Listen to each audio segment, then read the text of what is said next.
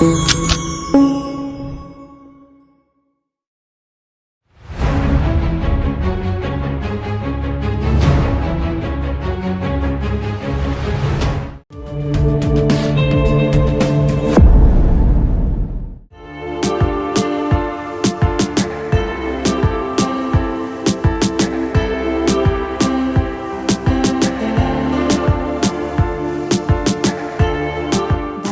జరాసంధుని పుట్టుపూర్వోత్తరాలు తెలుసుకోవాలని కోరగా శ్రీకృష్ణుడు అతడి గురించి ఇలా వివరించాడు. మగధ దేశాధిపతి అయిన బృహద్రథుడు కాశీరాజు కవల కుమార్తెలను వివాహం చేసుకున్నాడు. ఇద్దరూ సౌందర్యవతులే కావడంతో ఇద్దరి పట్ల సమానమైన ప్రేమతో ఉండేవాడు. కానీ బృహద్రథుడికి ఎంతకాలానికి సంతానం కలుగలేదు. ఎన్ని వ్రతాలు చేసినా, ఎన్ని నోములు నోచినా ఫలితం లేకపోయింది. ఇలా ఉండగా ఒకరోజు తన నగరానికి వచ్చిన చండకౌశికుడనే మునిశ్రేష్ఠుని బృహద్రథుడు భార్యలతో పాటు వెళ్ళి దర్శించుకున్నాడు.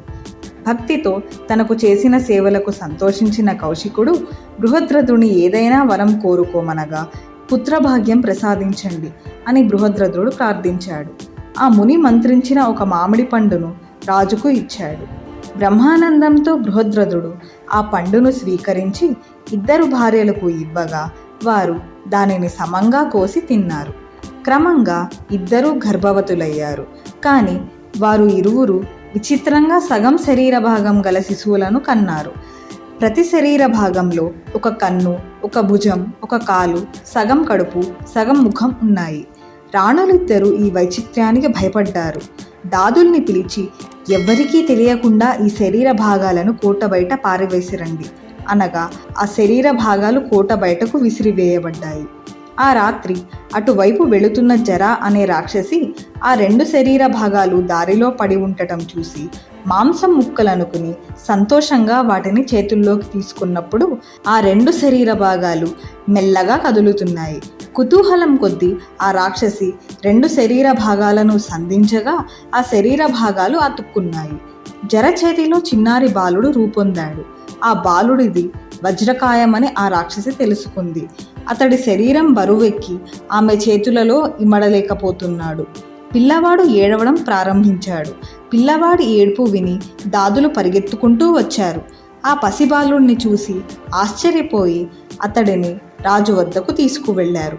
రాజు పరమానందభరితుడయ్యాడు. జర వలన ఆ పిల్లవాడికి ప్రాణం వచ్చింది. అందువలన అతడికి జరాసంధుడని నామకరణం చేశారు.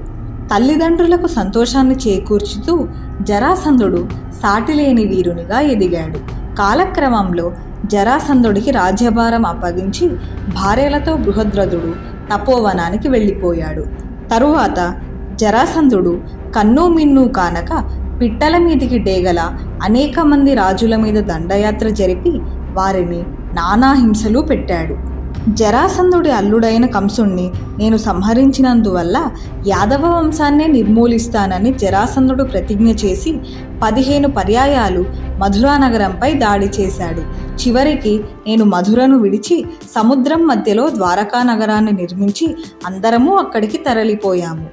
జరాసంధుని శక్తి సామర్థ్యాల గురించి తెలుసుకున్న తరువాత ధర్మరాజు అతడితో యుద్ధం చేయడానికి వెనుకంజ వేశాడు. కానీ భీమార్జునులు పోరాడడానికి కృతనిశ్చయులై ఉన్నారు. అప్పుడు కృష్ణుడు అతడు సేనతో పాటు ఉండగా గెలవటం అసంభవం, కానీ ద్వంద్వ యుద్ధంలో భీముడు గాని అర్జునుడు గాని అతడిని ఓడించగలరు అన్నాడు. ధర్మరాజు ఇష్టం లేకపోయినా సమ్మతించాడు. భీమార్జునులు కృష్ణుడు స్నాతక వ్రతులైన బ్రాహ్మణ వేషాలు ధరించి మగధకు బయలుదేరారు. గురుకులంలో విద్యాభ్యాసం పూర్తి చేసుకుని వచ్చే వారిని స్నాతక వ్రతులంటారు. వీరిని గౌరవనీయులుగా పరిగణిస్తారు.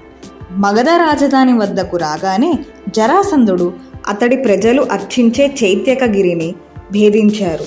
అన్యులు నగరంలో ప్రవేశించినప్పుడు వాటంతట అవే మ్రోగే 3 పెద్ద భేరీలను పగులగొట్టారు. రాజవీధిలో నడుస్తూ దారిలో కనిపించే వివిధ పుష్పగంధ పరిమళాలతో గుబాళించిపోతున్న అంగళ్లను, వివిధ రమ్య వస్తువులతో శోభిల్లుతున్న ఆ నగర ఐశ్వర్యాన్ని చూసి వారు ఆశ్చర్యపోయారు. వారికి కావలసిన లేపనాలు, చందనం, పుష్పాలు అందుకొన్నారు. పూలమాలలు ధరించి ఠీవిగా రాజవీధిలో వెళుతూ ఉండగా పౌరులందరూ వారిని ఆశ్చర్యంగా చూడసాగారు. కృష్ణుడు భీమార్జునులతో జరాసంధుని మందిరంలో ప్రవేశించాడు. స్నాతక బ్రాహ్మణులుగా ఎంచి జరాసంధుడు వారిని సాదరంగా ఆహ్వానించాడు. కృష్ణుడు, నా స్నేహితులు ఈరోజు పూర్తిగా మౌనవ్రతం పూని ఉన్నారు, అర్ధరాత్రి తరువాతనే మాట్లాడతారు అన్నాడు. జరాసంధుడు, మంచిది, అంతవరకు మీరు విశ్రమించండి, అర్ధరాత్రి దాటాక మిమ్మల్ని నేను కలుసుకుంటాను అంటూ వెళ్ళిపోయాడు. చెప్పినట్లుగానే అర్ధరాత్రి దాటాక స్నాతక బ్రాహ్మణులను కలుసుకోవడానికి జరాసంధుడు వచ్చాడు. వారి ధోరణి ప్రవర్తన చూసి జరాసంధుడికి సందేహం కలిగింది. మీరేదో వేషధారుల్లా ఉన్నారు, మీ వేషాలు బ్రాహ్మణులలా ఉన్నప్పటికీ మీ చేతుల మీది విల్లు, నారి గుర్తులు, ఇతర అంశాలు చూస్తే మీరు క్షత్రియులని కొట్టవచ్చినట్లు తెలుపుతున్నాయి, ఏమిటి సంగతి అని అడిగాడు. అప్పుడు కృష్ణుడు తామెవరైనది చెప్పి కోపంతో ఉన్న జరాసంధుని ఉసిగొల్పుతూ, నువ్వు మా ముగ్గురిలో ఎవరినైనా మల్ల యుద్ధానికి ఎన్నుకోవచ్చు అన్నాడు. అందుకు జరాసంధుడు, కృష్ణ, నువ్వు గోపాలుడివి, అర్జునుడు ఇంకా చిన్నవాడు, నాకు సమవుజ్జి భీముడే, అతడిని మల్ల యుద్ధానికి ఎన్నుకుంటున్నాను అన్నాడు. వారి మధ్య మల్ల యుద్ధం ప్రారంభమైంది. బలంలో ఇద్దరూ సమానులు.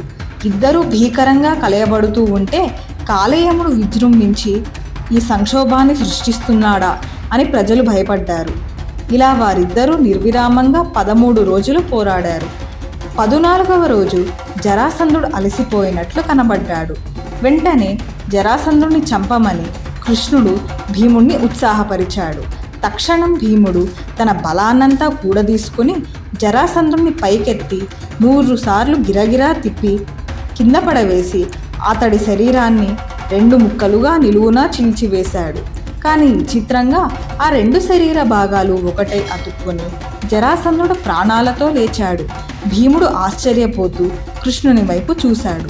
కృష్ణుడు ఒక గడ్డి పరకను తీసుకొని 2గా చీల్చి ఆ ముక్కలను వ్యతిరేక దిశలలో పారవేశాడు. ఆ సూచనను గ్రహించిన భీముడు విజృంభించి జరాసంధుడిని నేల మీద పడవేసి అతడి శరీరాన్ని నిలువుగా చీల్చి ఆ 2 ముక్కలు తిరిగి కలుసుకోకుండా వాటిని వ్యతిరేక దిశలలో పారవేశాడు. అలా జరాసంధుడు భీముడి చేతిలో వధింపబడ్డాడు. జరాసంధుడి కళేబరాన్ని కోట ముఖద్వారం ముందు పడవేశాడు. చెరలో మగ్గుతున్న రాజులందరినీ విడిపించారు. బంధ విముక్తులైన రాజులు సంతోషించి కృతజ్ఞతలు తెలుపుతూ ధర్మజుడు నిర్వర్తించే రాజసూయ యాగానికి యథోచితంగా సహాయపడతామని వాగ్దానం చేశారు.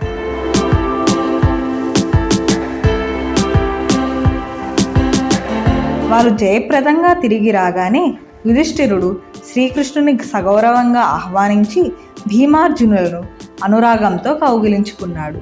కృష్ణుడు పాండవుల వద్ద సెలవు తీసుకుని ద్వారకకు వెళ్ళిపోయాడు.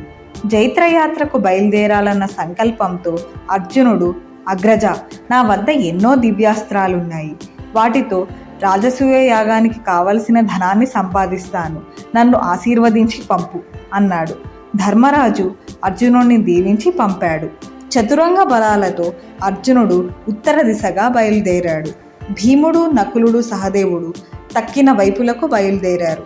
భీముడు తూర్పు, సహదేవుడు దక్షిణ, నకులుడు పశ్చిమ, అర్జునుడు ఉత్తర దిశలను జయించారు. ఇలా 4 సోదరులు తమ జైత్రయాత్ర ద్వారా సంపాదించిన అపార ధనరాశులతో యుధిష్ఠిరుని ఖజానాలు పొంగిపొరిలాయి. ధర్మరాజు రాజసూయ యాగానికి సన్నాహాలు చేయసాగాడు. శ్రీకృష్ణుడు తన పరిజనులతో విలువైన కానుకలతో వచ్చినప్పుడు కృష్ణుని చూసి పాండవుల ఆనందానికి అంతులేకపోయింది. కృష్ణుడు, వ్యాసుడు యజ్ఞానికి కావాల్సిన ఏర్పాట్లు చేయసాగారు. దేశంలోని రాజులందరినీ ఆహ్వానించడానికి దూతలు అన్ని దిక్కులకు పంపబడ్డారు. అతిథులు ఒక్కొక్కరుగా రాసాగారు. అతిథుల కోసం ఇంద్రప్రస్థంలో రమ్యమైన విడిది గృహాలు నిర్మించబడ్డాయి. నగరమంతా భూతల స్వర్గంలో రూపొందింది.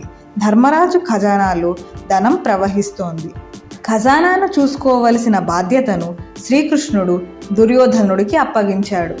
ధర్మరాజుకి లభిస్తున్న అఖండ గౌరవానికి దుర్యోధనుడు ఈర్ష్యతో లోలోన కుమిలిపోసాగాడు.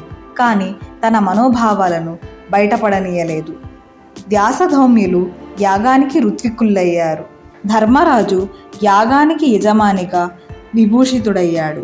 రాజసూయ యాగం 6 అగ్నులతో శాస్త్రోక్తంగా ఎక్కడా ఏ లోపం రాకుండా నిర్విఘ్నంగా జరిగింది. దక్షిణలు ఇవ్వబడ్డాయి. రాజులందరూ గౌరవ సత్కారాలతో సంతృప్తులయ్యారు. అగ్నిముఖంగా మంత్రాహుతులతో దేవతలు తృప్తిపడ్డారు. అందరూ యుధిష్ఠిరుని అతడి సోదరులను ఎంతగానో ప్రశంసించారు. యాగం చివరి రోజు ధర్మరాజుకి అవభృత స్నానం జరిపించారు. అందరూ సమావేశమైన ఆ తరుణంలో భీష్ముడు తన ఆసనం నుండి లేచి ధర్మరాజుతో, నాయన, రాజు, ఋషి, ఋత్విజుడు, స్నాతకుడు, గురువు, ఇష్టుడు వీరందరూ పూజనీయులు. యజ్ఞం దివ్యంగా జరిగింది.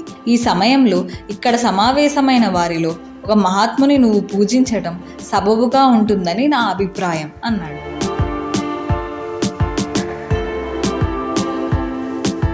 మీకు నచ్చినట్లయితే ఈ వీడియోని లైక్ చేయండి, షేర్ చేయండి, కామెంట్ల ద్వారా మీ అమూల్యమైన అభిప్రాయాన్ని తెలియచేయండి. మరిన్ని వీడియోల కోసం మా ఛానల్ని సబ్స్క్రైబ్ చేయండి. నోటిఫికేషన్ కోసం బెల్ ఐకాన్ని క్లిక్ చేయండి.